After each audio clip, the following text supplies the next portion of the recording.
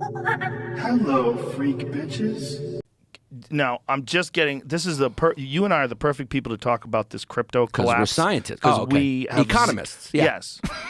We have strong opinions and no information, which is a great combination when you're dealing with the fact that people have lost billions and billions of dollars. But so Jamie's been filling me in on this over the weekend. And he also is an economist. I'm not the Jamie not a source. is our go-to expert I'll on this. just find interesting links and say, hey, check this out. Which is fine. Yeah. That's journalism. Yeah. And as a journalist, what's your conclusion? It seems like, but here's the thing. If you're running any kind of currency operation and you're involved in a polyamorous relationship with 7 other people, I got to think you're wacky. Not 9. 9 other people? It's 10. 10 other people. 10 total. What do? They just were polyamorous, living in a house together? They all live together in the same place in the Bahamas. And they all just banged each other. Hey.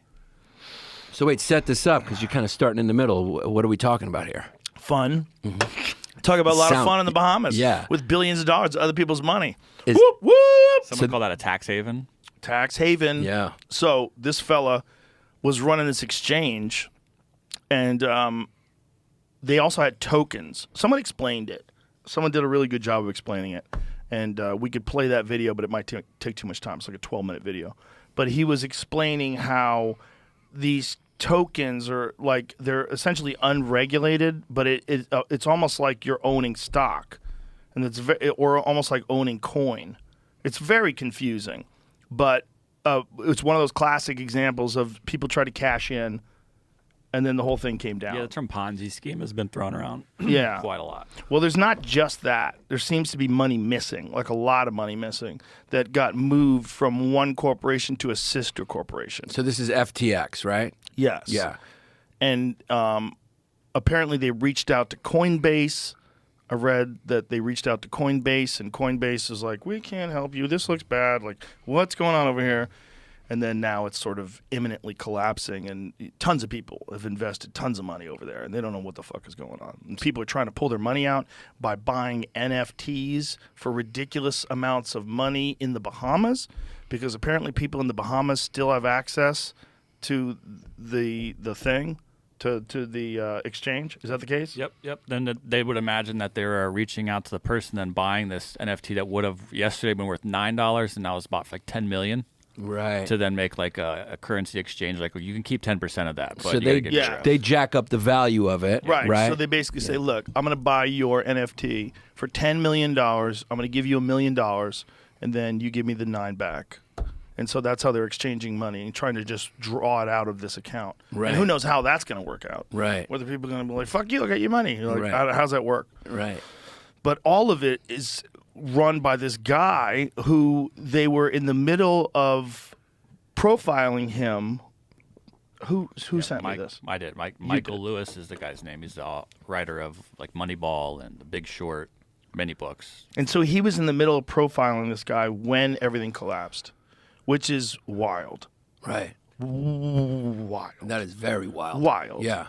Like, what are the odds that that happens at the exact same time? Because this guy was this wonder kid who had developed this thing, was worth $15 billion. And was like wearing pajamas and shit, like one of those like eccentric cats. Didn't all of crypto kind of take a big, massive hit, though? I think all of crypto did take a big, massive hit, but I think this is a lot crazier than that. Right. This isn't just that, like, crypto took a hit, everybody's business is fucked. This is like shenanigans. Like some high-level, like, serious shenanigans. The most generous billionaire. Yeah. That's part of this. So there's like, this has been unfolding like in real time on Twitter, which has been an interesting place to be for the last few weeks. But this guy apparently during this used a PR, I don't know if this would be a scheme, but a YouTuber was paid to make this piece about him and the way he gives away money, which adds to... Well, he wanted people to know. He Well, wanted people to know he's a good guy. Correct. He reached out to Elon apparently while Elon was buying Twitter and offered to chip in $3 billion. And he said, Elon said that set his bullshit meter off because like Elon's a serious dude. And you say he's like, this guy's $3 million liquid. or $1 billion rather, $3 billion liquid. Like, does he have that money? Right. That's a lot of money. Right. Say like we're gonna buy Twitter for 44. I'm in for 3. Right. $3 billion? Right. That's a crazy amount of money. Yeah. And so Elon said that set his bullshit meter off. Right. Because like, where Yeah, did he like- get the $3 billion? Yeah. You can't just say that to that guy. Right. He's like, oh, cool. And he's not going to just say, oh, cool. He's going to know basically what you can and can't. He's the richest guy in the world. He Right. understands money. Right. And he knows who really has that money and who may be Yeah. laundering. Well, who might be just kind of a crazy person who, is probably can't believe he's in where he's at. When you find stories about him from before, he was like the world's youngest billionaire. Happened super fast. World richest person under 30, committed billions, the vast majority of his fortune, to tackling the most pressing problems facing the future of humanity. Where did that's he nice. get his money, though? Like, Click what on is- that. What are those most pressing problems? Click on that link. What is that link up there? This is it's on Reddit. I'll have to hold on. Oh, it's on Reddit? Yeah. Interesting. Like, I understand where Elon made his money. It's I think, like all things, he's probably not all bad. It just didn't work out the way he thought it was going to, and it was for so long. And he probably thought he could get away with doing what he was doing. And he probably also thought he was doing good. So if he really is like super charitable, he probably also thought that he was way smarter than he was, right? Because he's under 30. And he's a billionaire already. He probably thinks he's the fucking shit. Could you imagine if you were worth $15 billion and you were 28? You would think you're the shit. You would think you could do whatever. And also, you're banging 9 people in the house together. Yeah, I'd be doing bad stuff. That's too much money for a 20-something-year-old You're not kid, playing though. by any rules, anybody's rules. Fuck off. Yeah. And I'm going to give my money away to everybody. And Yeah. I'm also going to move $10 billion over here. New York Post is reporting this stuff too. Okay, cryptocurrency billionaire broke the bank for Dems. Okay, so this might be real. So amid the jubilation and gloating by Joe Biden, Chuck Schumer, and pals over Democrats' better-than-expected showing in the midterms comes a disturbing story that may explain something about how they won such a curious election. Biden's second biggest donor, cryptocurrency billionaire wonderkind or kind? Wonderkind. Wonderkind. Sam Bankman-Fried. Is it Fried or Fried. Fried? Yeah. Sam Bankman-Fried, a.k.a. SBF. I like that. Saw his business file for bankruptcy days after the election, but not before pumping $40 million into the Democratic Party to spend on get out the vote and other shadowy ballot harvesting mechanics for the midterms. The shambolic, that's a new word. Yeah. What's that mean? Don't know. What does that mean? Let's find out what that means. I need to know. Shambolic. I'm confused. Shaman-like? What do you think it means? Shambolic. Maybe shaman-like. Chaotic, disorganized, or Chaotic, mismanaged? disorganized, mismanaged. Oh, I would say, yeah, definitely. Shambolic, that's a new word. Yeah. 30-year-old whiz kid, once said to have been worth $16 billion, had spent $10 million in helping get Biden elected in 2020. SBF's mother, Stanford law professor Barbara Fried, also the co-founder of left-wing political action committee Mind the Gap, which has raised a reported $140 million to help Democrats win elections through the same get-out-the-vote grift. A more unlikely billionaire you could not find, and of course his money was built on thin air. A math genius with poor social skills, SBF reportedly lived in a polycule, a polyamorous relationship with multiple people in a luxury penthouse with about 10 co-workers in the tax haven of the Bahamas, where his collapsed crypto exchange FTX was headquartered. Wow. This is bad. This is crazy. Yeah. It's crazy that a person like that got to where he was. I mean, Reuters is reporting that between 1 billion and 2 billion of customer funds have vanished from FTX conveniently after the Democrats safely spent his money.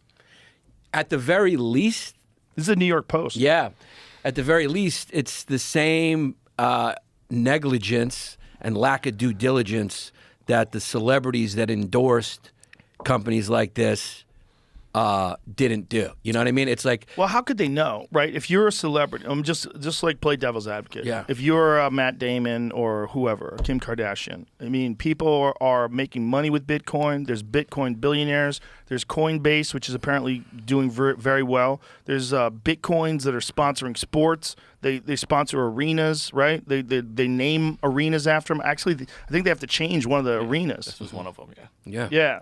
Oh, it did? Which one? Was it Miami? Miami, yeah. Of course it's Miami. It's where all the coke is. Yeah. Party! That's the main economy of that town. So how would they know? Well, I knew. I mean, I don't mean to say that, but it's like I always questioned it and I knew, so how come they didn't know? Maybe if they turned off their greedy fucking hat for 1 second and asked some fucking questions about what's actually going on, they would have known. Been like, what actually is this? But they didn't. They said, oh, he's offering me $30 million so I can endorse them. That'll make people believe in it more and they'll invest in it. And then we'll take that money and all your money that you're hoping is going to turn into more money when this thing blows up, we'll take that and fund the fucking we'll fund the political party. Yeah, it's slippery. It is definitely slippery. There's something weird. That's what happened. There's something very weird about it. It's the same thing. Like, what's the cult again? I keep forgetting. Albany.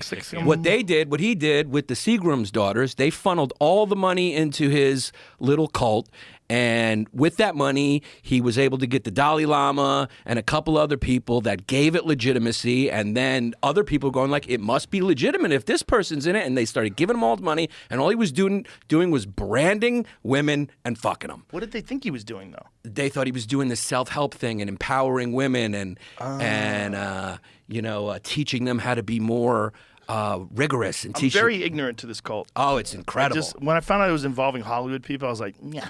But yeah, I just gave up on the actress from Smallville. There was a few other people, but it was all over the world. It wasn't just L.A. and it was based in Albany. First of all, that's how you know people are stupid. Because if you're buying into a cult that's in Albany, you're stupid. And then they went to Albany to attend his little weekend retreat. It's a bad place to live. It's Albany. It's a shithole. You're like, people from Albany are mad at you right now. Do you understand that? Well, they know I'm right, though. It's a dump. It's the fucking capital of the state of New York, you son of a bitch. Yeah, I know. And I don't know why. It's a shithole. It's a fucking dump. But they did the same exact thing that these crypto people did, specifically this kid Fried. It's definitely not the Bahamas. It's not the Bahamas, no. Right. Like, he got it right. Yeah. The kid got it right. He got the billions. Like, Bahamas. Yeah, he just went to the Bahamas. Yeah. That is a pretty wild thing to do, though. To be living in a house, banging all these people you're working with, raking in billions, funneling some of it to the Democratic Party, doing all this philanthropy work, probably thinking you're a fucking gem of a person. Yeah. Until it all comes crashing down. But if it didn't come crashing down, that's like the Bernie Madoff thing. If it wasn't for the 2008 crash, would Bernie Madoff have been able to keep that hustle going? Oh, he was so good at it. He was so good at it. Oh, he was so good. He used to show up at his clients' sons' baseball games and answer their phone calls. And of course he did. He really was a good con artist. Of course he did. He showed great attention to them, so they didn't look at the stealing hand. I mean, but the Democratic Party should have done a little due diligence, been like, what is this? They didn't ask questions either. They just took the money. They took the money. Why? It's not their fault. What the fuck are they supposed to do? If this lady set it up with her son and he's fucking funneling that money, yeehaw, let's go. You don't have to go and do an audit on their business and make sure it's running right. Give me that money. But I don't care where you got it from. I don't know nothing. Yeah. When people come to see your show, how much of it is cocaine money? How many people are coming to see Yannis Pappas that are secretly coke dealers? I would say probably 0%. Well, I don't More know. than one? Maybe one, yeah. Come on. All the shows Miami, you've ever done? 100% Miami, yeah. Out of all the shows you've ever done, Yeah. how many people paid for your ticket and they were involved in illegal activities? That's different, though. I'm not the government. I'm The not government is claiming just to be good. We're just accepting a little money. We don't have time. We're running a campaign. We're trying to Yeah. overturn this Roe v. Wade bullshit. Yeah. Come on, man. We're trying to codify Roe v. Wade. We need money. That's what I love when they turned over Roe v. Wade. The first thing they did is give us money. Yeah. Give us more money. We need donations. It's the only way we're going to fix this. Yeah. And then, This article says that they used him, like Greta Thunberg. Oh, like Greta Thunberg, the teenage eco-evangelist SBF, was manipulated into serving a useful purpose. Isn't that kind of editorializing, though? It could be, yeah. You don't exactly know what was going on there. In other words, FBF's analytical IQ and social ineptitude made him a prime recruit for the cause of hijacking capitalism to divert money to left-wing causes. Whoa. Nerd sniped. So the article describes Bankman-Fried's recruitment into the EA cult when he was a young man at MIT as being nerd sniped, which is the practice of attracting brain power by presenting problems as puzzles. Whoa. EA is effective altruism for those. Whoa. Interesting.